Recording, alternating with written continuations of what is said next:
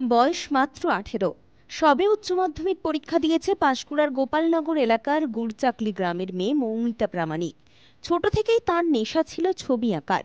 তাই ছোট থেকেই কখনো স্লেটে, কখনো বা খাতায়, কখনো বা পেন পেন্সিল দিয়ে আঁকিবুকি করত। আর সেই ছোট্টবেলার আঁকিবুকি হাত আজ তুলির টানে যেন জীবন্ত ছবিতে পরিণত হয়েছে। তার স্বপ্ন একটাই, রং তুলি হাতে ভালো শিল্পী হওয়া। সেই মতো পড়াশোনার পাশাপাশি ছবি আঁকতে শুরু করে মৌমিতা। শুধুমাত্র কাগজের ওপর রং বোলানো নয়, তার হাতের তুলি দিয়ে পৌঁছেছে মাটির সরায়, বা কখনো পাঞ্জাবি কিংবা বিভিন্ন আসবাবপত্রের ওপর। আর সেই মাটির সরায় বিভিন্ন মানুষের প্রতিচ্ছবি ফুটে উঠেছে তুলি ধরা তার নিখুঁত হাতের টানে। তার আঁকা ছবিগুলির মধ্যে যেন প্রাণ রয়েছে, হয়তো হাসি মুখে কিছু বলতে চায় ছবিগুলি। আর এমন কিছু ছবি এঁকে তাক লাগিয়েছে সে।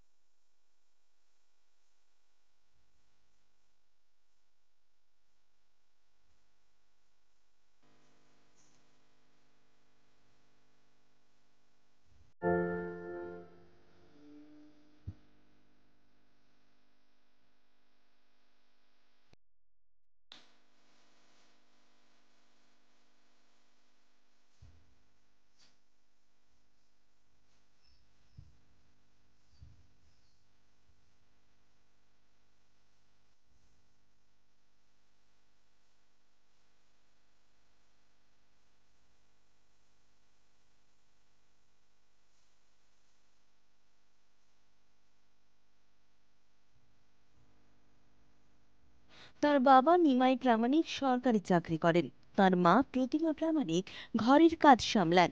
তিন মেয়ের মধ্যে মেজো মেয়ে ছবি আঁকায় পটু। বিভিন্ন প্রতিযোগিতায় ছবি এঁকে পুরস্কার ঘরে তুলেছে সে। হাতে রং তুলি নিয়ে ক্যানভাসে জীবন্ত ছবি ফুটিয়ে তোলাই তার লক্ষ্য। আর সেভাবেই সে তার ভবিষ্যতে শিল্প সত্তাকে বজায় রেখেই এগিয়ে যেতে চায়।